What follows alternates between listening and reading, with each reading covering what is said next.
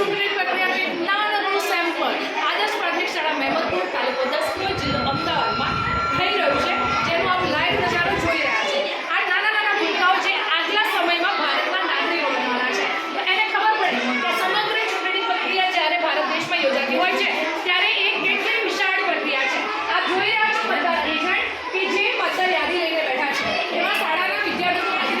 યાદી સ્વરૂપે આવેલું છે। આ વિદ્યાર્થીઓ છે પોલિંગ ઓફિસર 1, 2 અને 3, બરાબર, એ અત્યારથી શીખી રહ્યા છે કે મતદાર યાદી કેવી હોય, નમૂનો ખ કેવો હોય, બાળકને કઈ આંગળી પર નિશાન કરવાનું હોય, મતદાન કાપલી કેવી હોય, અને સૌથી અઘરી પ્રક્રિયા કે પ્રિસાઇડિંગ ઓફિસર કે સારા ક્ષેત્રોમાંથી આવતા પ્રિસાઇડિંગ ઓફિસરનો પણ જ્યારે